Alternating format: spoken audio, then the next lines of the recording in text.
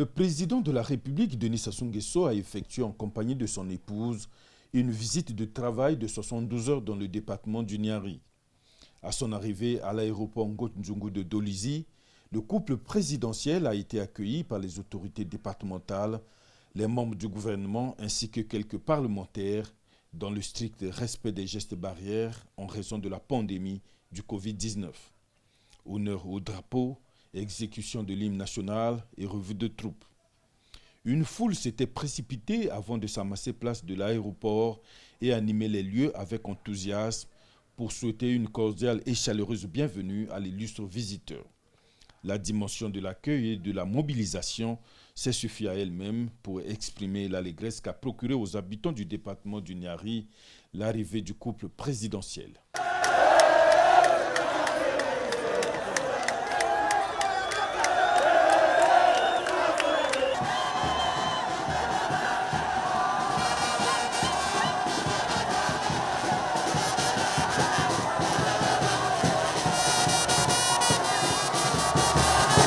Cette visite du chef de l'État dans le Niari a été hautement économique, avec à la clé le lancement des travaux d'aménagement et de bitumage de la section Dolizy-Kibangu, long de 93 km, avec la construction du pont sur le Niari. À son arrivée le 23 janvier 2021 sur le lieu de la cérémonie, le couple présidentiel a été ovationné par les populations des villages environnants qui vivent au quotidien des changements qui s'opèrent de façon spectaculaire et qui participe considérablement au renouveau du pays. Placée sous son autorité, cette cérémonie a été riche en interventions.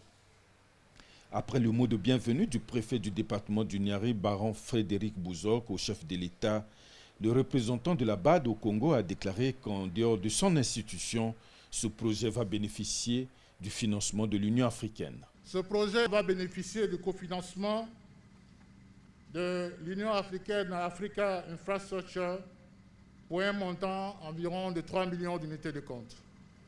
Ce financement permet d'apporter une assistance technique à la communauté économique des États de l'Afrique centrale en matière de facilitation de transport.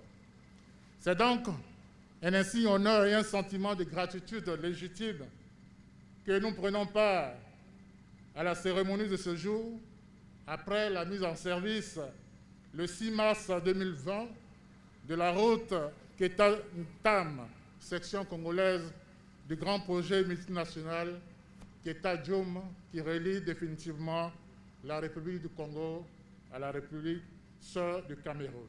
Cet ouvrage de la nationale numéro 3 reliant le Congo au Gabon est construit grâce à la volonté du président Denis Sassou Nguesso dont le leadership dans la construction des infrastructures d'intégration sous-régionale est reconnu par la communauté économique des États de l'Afrique centrale. En cette heureuse circonstance, permettez-moi, illustres invités à cette cérémonie, de m'acquitter d'un agréable devoir, celui de transmettre au nom de son Excellence M. Verissimo la déférente reconnaissance de la communauté à son Excellence M. Denis Sassou Nguesso, président de la République du Congo et président en exercice de la CAC, pour son leadership dans le processus d'intégration régionale dans tous les secteurs et son engagement particulièrement à assurer la réalisation des projets d'intégration dans le secteur de l'intégration physique, à savoir les infrastructures de transport terrestre, aérien, dans le secteur de l'énergie électrique, dans le secteur de l'environnement, de l'agriculture, et nous savons que les infrastructures sont indispensables au développement des échanges commerciaux, à la transformation industrielle pour ce qui est de l'énergie, la libre circulation des personnes et des biens.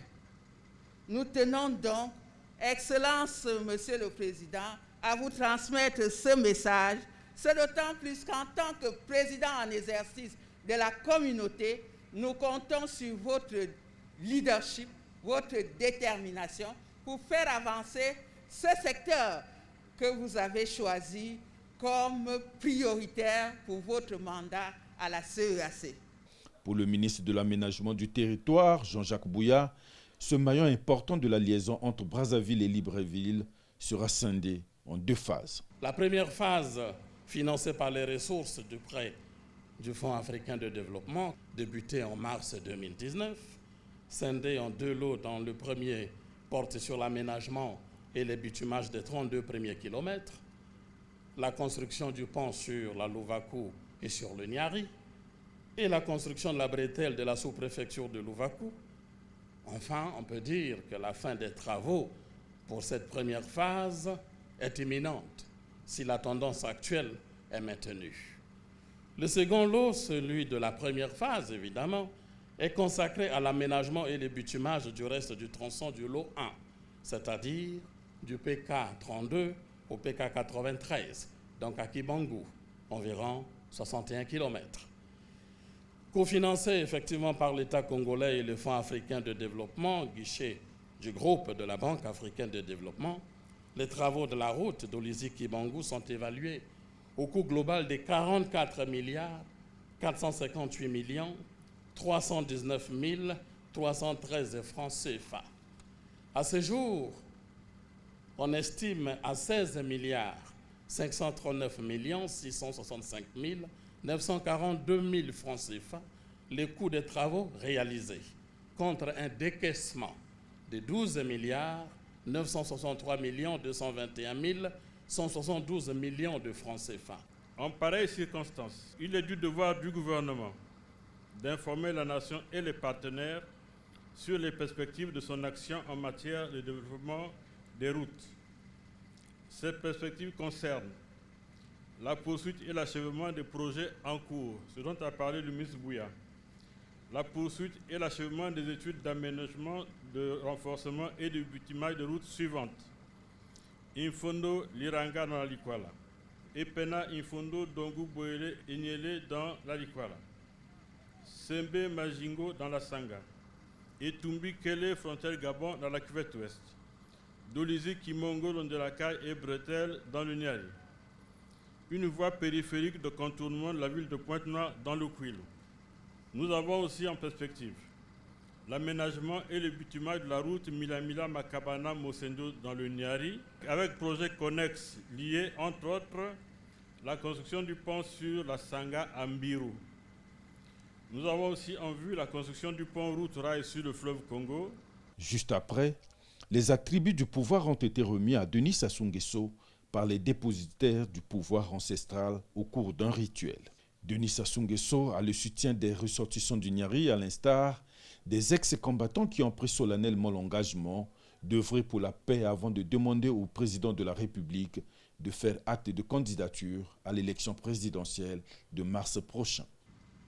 Très cher Papa Denis, en mars 2021, dans quelques semaines seulement, aura lieu l'élection présidentielle. Devant cette échéance, nous nous interrogeons à haute voix. Quel est le président de la République qui viendra ici inaugurer cette infrastructure? Quel est ce président, si ce n'est vous-même? Vous, l'homme des réalisations concrètes au profit du peuple. Vous, le bâtisseur émérite de notre pays. Vous, l'homme de la modernisation du Congo. Vous, le passionné de l'action et du devoir du développement de notre pays. Vous, l'artisan de la paix et de l'unité nationale. Vous qui incarnez l'espoir de tout un peuple. Vous, l'homme qui a vaincu le Mayombe. Bref, vous qui êtes une chance pour le Congo.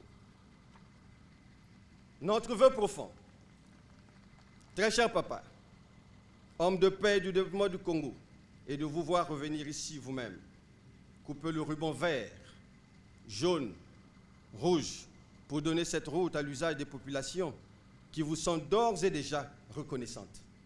Pour cela, il faut que vous soyez élu en mars prochain. Pour être élu, vous devez d'abord être candidat. Nous nous posons la question de savoir qu'est-ce qui pourrait bien vous empêcher d'être candidat. L'adhésion des ex-combattants, vous l'avez. L'adhésion des cadres de ce pays, vous l'avez. Le soutien populaire, vous l'avez. Le dynamisme dans l'action, vous l'avez. La capacité à diriger et à développer le pays, vous l'avez. L'expérience, vous l'avez. Le rayonnement international, vous l'avez. La santé, grâce à Dieu, vous l'avez. La bénédiction divine, vous l'avez. Quoi d'autre pourrait donc vous empêcher d'être candidat? Rien du tout. Très cher papa, déclarez votre candidature à l'élection présidentielle de mars 2021. Soyez notre candidat. Écoutez-nous, vos enfants. Nous savons que vous ne décevez jamais votre peuple. Votre peuple a encore besoin de vous à la tête de notre pays. Allez-y donc. En conséquence et en toute responsabilité, nous, vos enfants, les ex-combattants Kokoy, Mamba de Guerre et Bédis, exigeons votre candidature à l'élection présidentielle de mars 2021. Portez-vous candidat, très cher papa. Vous gagnerez cette élection dès le premier tour. Nous ne ménagerons aucun effort de mobilisation massive pour vous apporter nos suffrages nécessaires à votre propre succession. Que dites-vous, très cher papa? Quelle réponse donnez-vous à vos enfants? Nous et le pays tout entier attendons votre réponse. Dites seulement oui et nous serons tous très contents. Très cher papa Denis, si vous avez quelques soucis relatifs à l'exigence légale du paiement de la somme de 25 millions de francs CFA, de cautionnement électoral, ne vous inquiétez pas, très cher papa. Ne vous inquiétez pas. Nous avons déjà organisé une quête volontaire.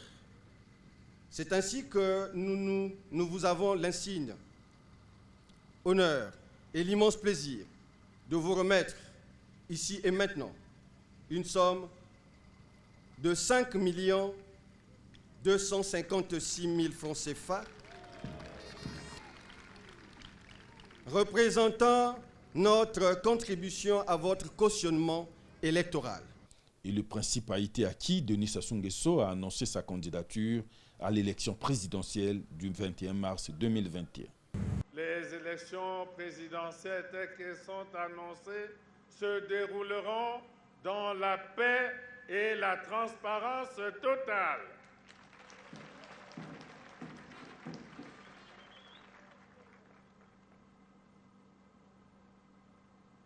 L'appel nous a été lancé par les anciens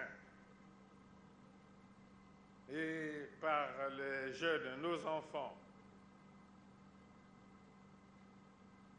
Et nous ont pratiquement placés au pied du mur puisque nous avons même reçu leur contribution financière.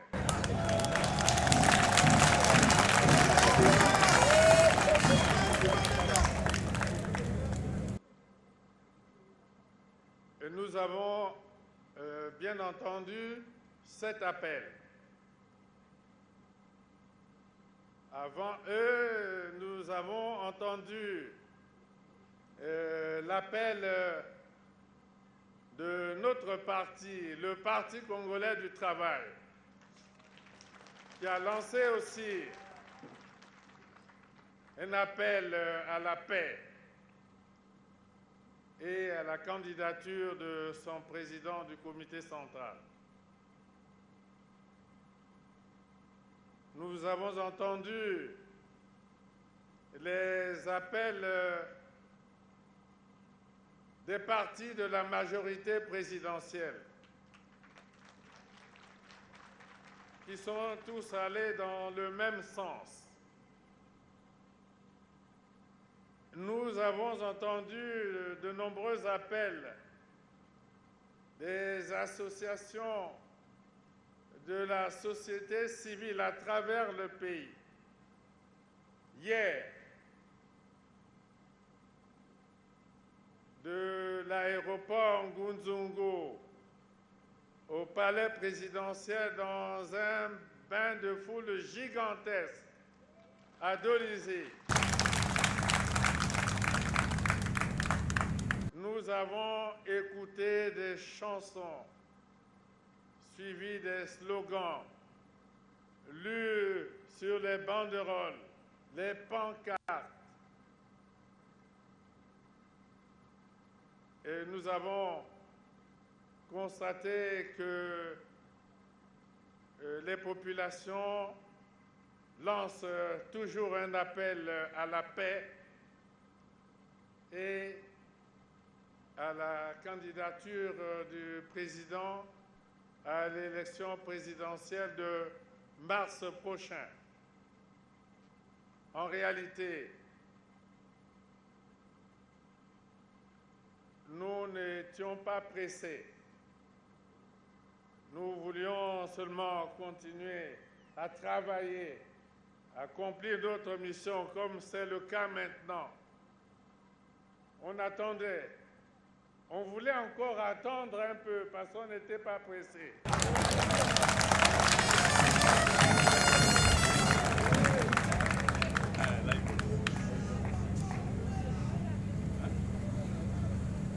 Mais vous constatez que là,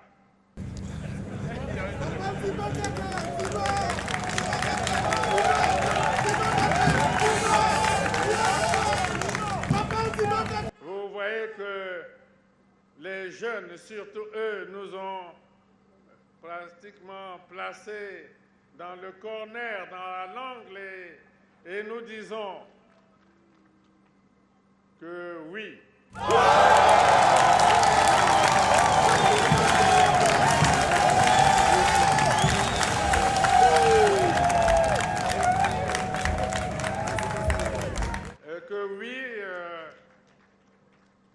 Nous nous portons candidats à l'élection présidentielle de mars.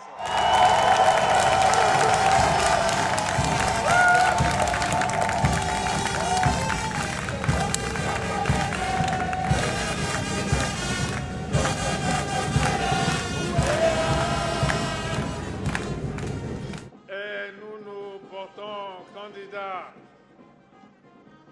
à l'élection présidentielle de mars prochain, et nous pensons qu'ensemble, dans la paix, nous allons poursuivre la marche, la longue marche vers le développement de notre pays.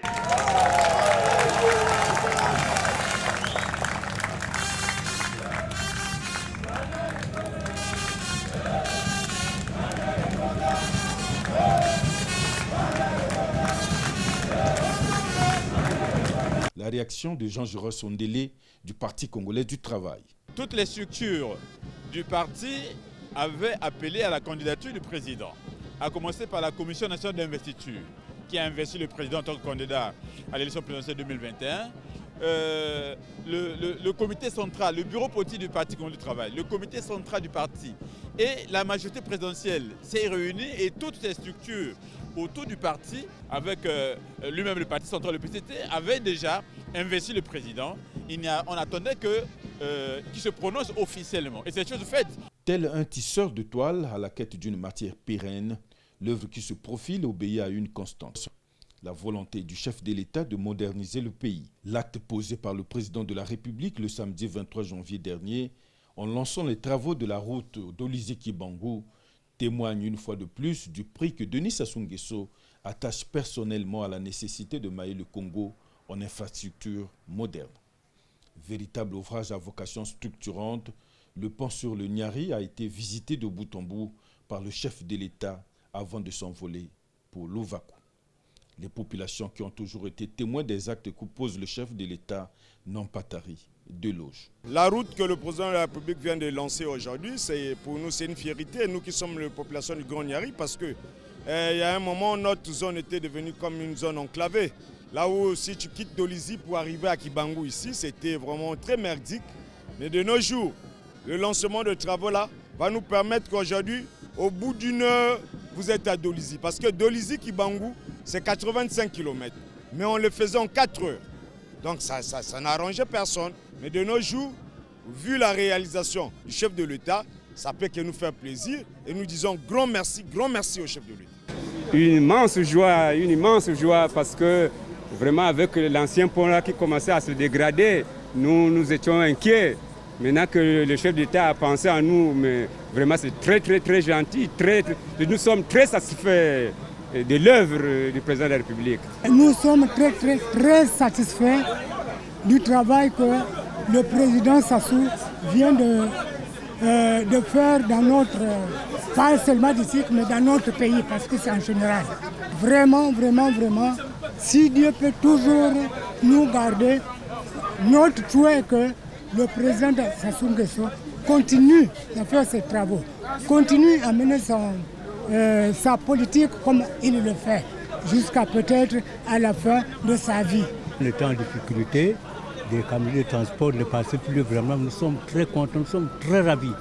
Vraiment. Nous sommes très contents de ce que le président nous a fait, nous a construit vraiment c'est ce qu'on voulait le pont. Vraiment, nous sommes très contents. Et c'est en mi-journée de ce dimanche 24 janvier 2021 que le couple présidentiel a regagné Brazzaville.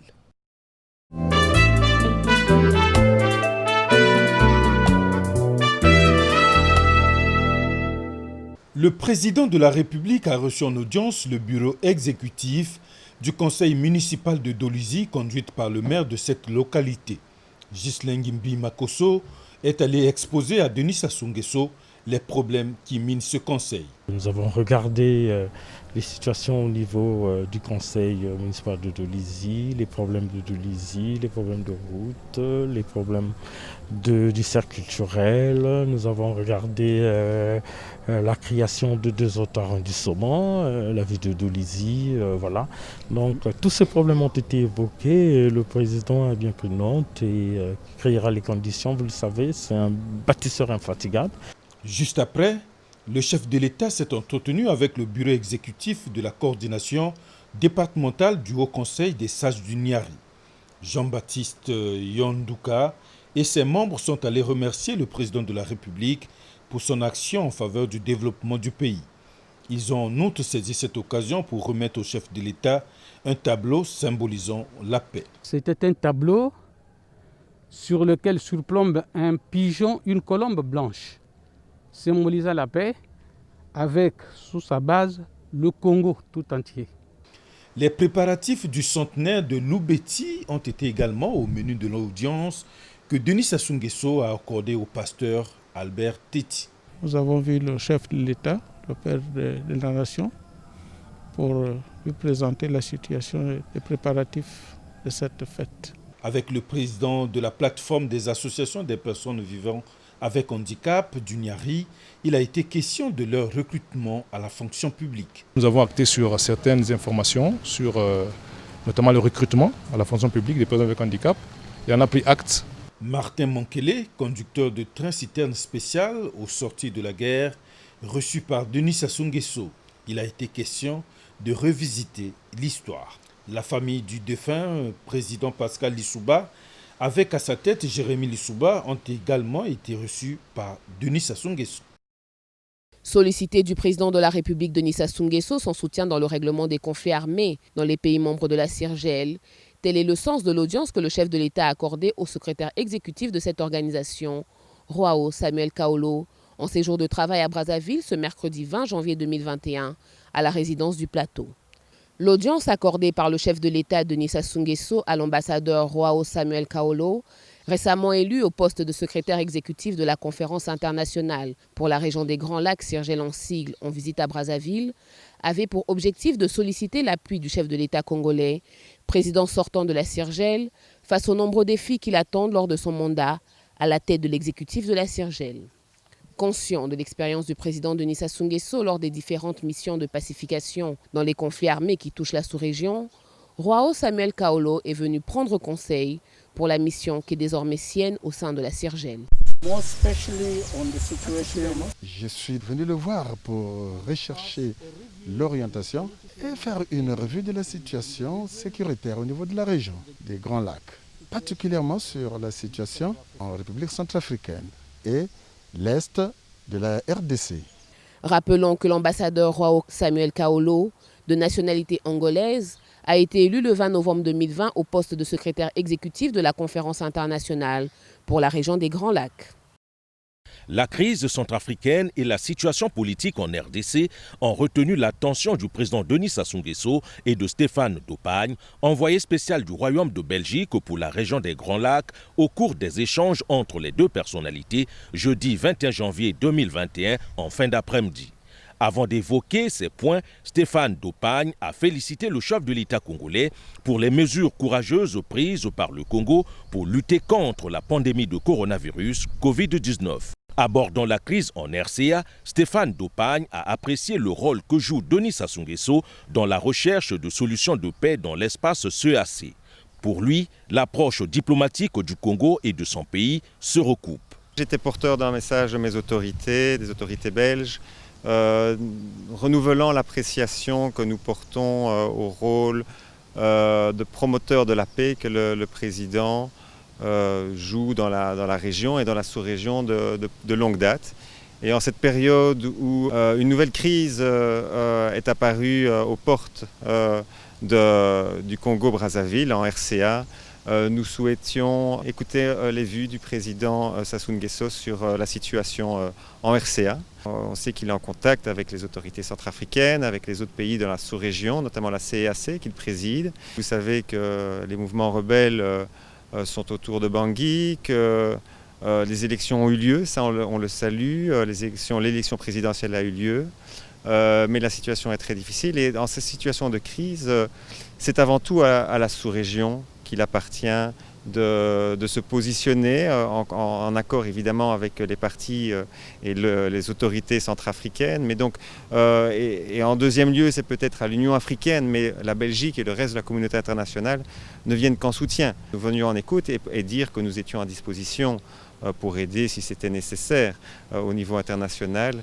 S'agissant de la RDC, le diplomate belge s'est enquis de la vision du président Denis Sassou Nguesso sur l'évolution politique dans ce pays voisin. Je suis venu ici pour également entendre Monsieur le Président Sassou Nguesso, le président de la République du Congo, sur ses vues, sur ses évolutions en cours en RDC, puisqu'on sait que les autorités des deux pays et les capitales sont très proches. Nous avons discuté des évolutions politiques en cours en RDC, où, comme vous le savez, le président Félix Tshisekedi est en train d'essayer de rassembler autour de lui une nouvelle majorité au Parlement, à l'Assemblée nationale, pour constituer un gouvernement d'union sacrée.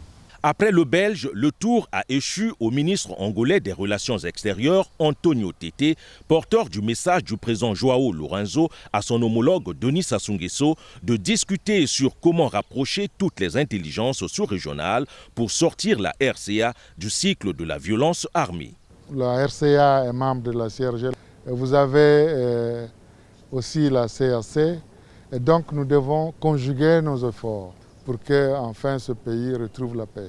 Au moment où les deux présidents ont des responsabilités sous-régionales, notamment Denis Sassou Nguesso préside la CEAC et João Lourenço préside la CIRGL, il est temps d'activer les mécanismes de résolution de conflits qui existent au sein de ces deux organisations pour une paix durable en RCA.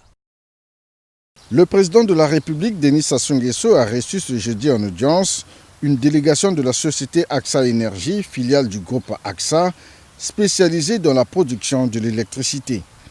Cette délégation était conduite par le président directeur général de ce groupe, Djemil Karanji. Le groupe AXA est la première société de production de gaz liquéfié de la Turquie. Cette société a obtenu, après appel d'offres, la concession de la centrale à gaz d'Untieno qu'elle entend réhabiliter et exploiter pour satisfaire les besoins des Congolais en électricité. Le patron de ce groupe, Djemil Karanji, est donc venu présenter au chef de l'État les contours de la mise en œuvre de la première phase de ce projet. On va réhabiliter la centrale qui est existante maintenant à Juno. Et de cette part, on va vendre l'électricité aux clients congolais et pour l'exportation aussi. Et en plus de ça, avec l'amélioration des lignes de transport, on va aussi augmenter la puissance de la centrale à 100 MW pour qu'on puisse vendre pour l'exportation aussi. Ça sera la première phase de notre projet avec des autres capacités de transmettre la puissance jusqu'à Brazzaville ou bien de Brazzaville aux pays voisins. On peut augmenter la puissance de la centrale au-delà de 300 MW. Dans le processus de son installation au Congo, le groupe AXA envisage de construire une deuxième centrale à gaz à Brazzaville sur le site de la centrale thermique de Pila avec une capacité de production de 120 MW. D'avoir une solution LNG à Brazzaville pour qu'on puisse avoir une production d'électricité à Brazzaville aussi. Parce qu'on sait bien qu'il y a des clients qui attendent pour de la production d'énergie. La solution qui est le plus faisable, nous avons des solutions pour ça qu'on a commencé à s'appliquer aux d'autres pays étrangers. Et on va répliquer ça aussi au Congo. Signalons que la société AXA Énergie est déjà présente sur le continent africain, notamment au Ghana, au Mali et à Madagascar.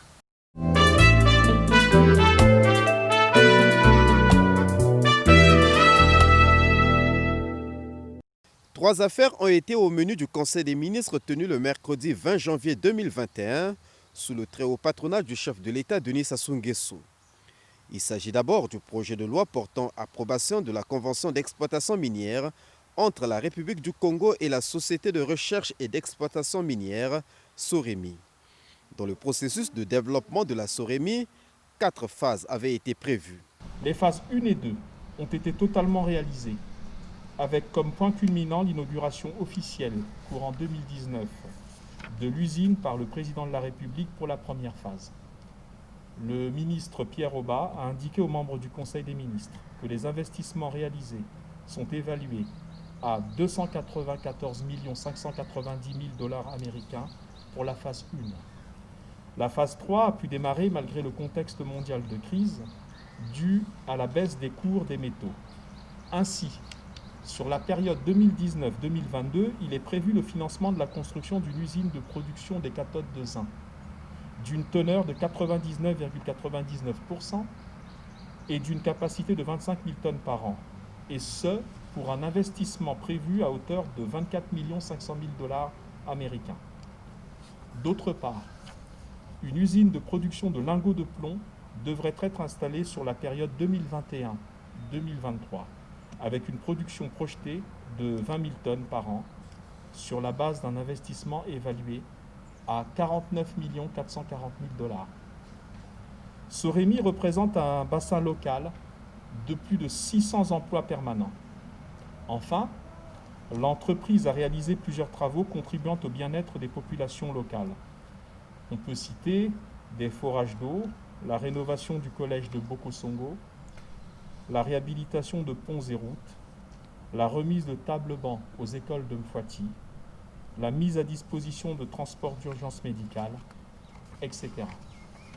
La SOREMI a commencé à verser une somme de 30 millions de francs CFA par an à chacun des 2 districts pour leurs besoins socio-économiques. Dans ce contexte, il est apparu opportun, du point de vue des pouvoirs publics, de consolider cette implication salvatrice du partenaire SOREMI en faisant approuver par le Parlement la convention d'exploitation et ses avenants qui les lient. Ensuite, du projet de loi portant régime juridique du gel des avoirs ou des actifs liés au terrorisme et à son financement. C'est pour combler le vide juridique en la matière que ce projet de loi a été élaboré.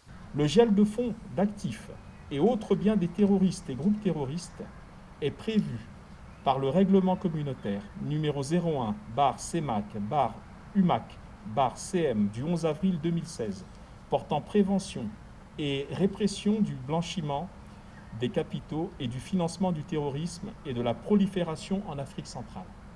Cependant, aucune procédure de réception, traitement et considération des listes établies au titre de la résolution 1267 des Nations Unies n'existe jusqu'ici au Congo. C'est pour combler ce vide juridique que le présent projet de loi a été élaboré. Enfin, du projet de loi portant création de l'imprimerie nationale du Congo. Cette création répond à des impératifs de souveraineté nationale, notamment par l'impression des documents officiels.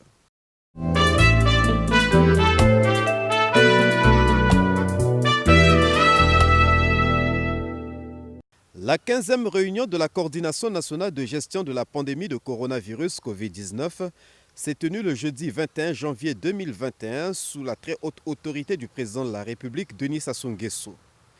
Dans le rapport de la Task Force près la Coordination nationale de gestion de la pandémie de coronavirus Covid-19, il ressort la persistance dangereuse de la maladie à l'échelle mondiale avec la survenue et la propagation des nouveaux variants. Sur le plan national, pendant les 2 premières semaines de janvier 2021, 578 cas de contamination ont été enregistrés dans 7 décès. C'est ainsi que de nouvelles mesures ont été prises. 1. Relever le niveau de traitement des malades et de leurs contacts en assurant un approvisionnement plus important et régulier des structures sanitaires publiques de prise en charge des personnes contaminées. 2. Conclure des accords avec les centres sanitaires privés afin d'orienter certains malades vers ces structures au cas où les établissements publics de santé seraient saturés. 3. Accélérer les processus d'acquisition des vaccins et de vaccination des différentes catégories de la population. Toutes les mesures antérieures ont été reconduites, a signifié le ministre de la Communication et des Médias, porte-parole du gouvernement Thierry Mungala. Proroger l'état d'urgence sanitaire pour une nouvelle période de 20 jours à compter du 25 janvier 2021. 2. Maintenir le couvre-feu à Brazzaville et à Pointe-Noire de 23h à 5h du matin pendant les jours ouvrés et de 20h à 5h du matin le samedi et le dimanche ainsi que les jours fériés. 3. Adapter et poursuivre les campagnes de sensibilisation et de prévention. 4. Faire observer partout et par tous toutes les mesures barrières. 5. Organiser régulièrement le dépistage des personnes les plus exposées au risque de contamination. 6. Interdire tout rassemblement sur les lieux publics et privés ne respectant pas les mesures barrières. 7. Limiter à 5 jours, soit les lundis, mardis, jeudis, vendredis et samedis, l'ouverture des marchés domaniaux à Brazzaville et à Pointe-Noire. 8. Limiter à la stricte intimité la célébration de tous les événements familiaux dans le respect de toutes les mesures de prévention. 9. Maintenir la fermeture des boîtes de nuit et autres lieux de danse. 10. Faire exercer les contrôles sanitaires et ceux de la force publique à l'entrée et à la sortie de toutes les villes du pays. 11. Exiger la présentation à la frontière d'un test PCR négatif pour tous les passagers au départ du Congo, à l'exception des enfants de moins de 10 ans. 12. Exiger la présentation à la frontière d'un test PCR négatif de moins de 72 heures pour tous les passagers arrivant au Congo, à l'exception des enfants de moins de 10 ans. 13. Interdire les promenades en groupe de plus de 3 personnes sur les voies et espaces publics, notamment la Corniche et les alentours des stades de Brazzaville, ainsi que les bords de l'océan Atlantique à Pointe-Noire et dans le Kwilu. 14. Interdire l'installation sur la voie et les espaces publics de chapiteaux destinés à accueillir des personnes. 15. Faire limiter à 10 le nombre des membres d'une famille appelés à participer à la levée du corps à la morgue d'un parent décédé en voie d'inhumation. Enfin, 16. Faire limiter le nombre de corps à inhumer par jour. À l'occasion de cette 15e réunion, il a été créé sous la supervision du Premier ministre chef du gouvernement un comité ad hoc chargé de la vaccination contre la maladie à coronavirus Covid-19. Le dit comité sera chargé notamment de, premièrement, collecter et analyser les informations afférentes à la disponibilité et l'accessibilité aux caractéristiques et aux conditions d'acquisition des doses vaccinales pour le pays. Deuxièmement, faire des propositions au gouvernement pour acquérir dans les meilleurs délais des doses vaccinales appropriées et en quantité suffisante pour une couverture nationale optimale. Troisièmement, suggérer au gouvernement toute initiative susceptible de lui permettre de tirer le meilleur profit de l'initiative internationale COVAX dans sa composante de facilitation de l'accès au vaccin. Quatrièmement, faire des propositions au gouvernement sur les meilleures approches de vaccination des populations et sur les opérations d'organisation de logistique et de réalisation de la vaccination des différentes catégories des populations. Entrer en contact pour le compte du gouvernement avec les fournisseurs des doses vaccinales pour préparer les contrats d'acquisition, élaborer les projets de budget des différentes opérations liées à la vaccination et enfin, suivre, évaluer et, le cas échéant, proposer la modification de la stratégie nationale de vaccination. Après cette rencontre s'est tenue la réunion du Conseil des ministres sous le très haut patronage du chef de l'État, Denis Sassou Nguesso. Invité par le président de la République à prendre la parole, le ministre Aimé Ange Wilfried Bininga, ministre de la Justice, des Droits humains et de la promotion des peuples autochtones, a rappelé que la pandémie de coronavirus Covid-19 survenue dans notre pays a conduit le président de la République à déclarer, pour une durée de 20 jours à compter du 31 mars 2020, l'état d'urgence sanitaire sur toute l'étendue du territoire national par décret numéro 2020-93 du 31 mars 2020. Pour faire face à la progression de la pandémie, le recours au mécanisme constitutionnel relatif à la prorogation de l'état d'urgence sanitaire a été mis en œuvre à 14 reprises. Comme pour les prorogations précédentes et après avis du comité des experts, qui relève une tendance à la recrudescence de cette pandémie dans notre pays, et au terme de l'évaluation des mesures prises par le gouvernement, il a été encore jugé nécessaire de reconduire l'essentiel de ces mesures. Ainsi, une nouvelle prorogation de l'état d'urgence sanitaire actuellement en vigueur, et qui arrive à son terme le 25 janvier 2021, est jugée indispensable. L'article 157, alinéa 3 de la Constitution prévoit que, je cite, « Le Parlement se réunit de plein droit s'il n'est pas en session pour, le cas échéant, autoriser la prorogation de l'état d'urgence ou de l'état de siège au-delà de 20 jours. » Fin de citation. Cette série de prorogations d'état d'urgence constitue sans conteste un signal d'alerte, un appel à la responsabilité face à un ennemi commun, le nouveau coronavirus.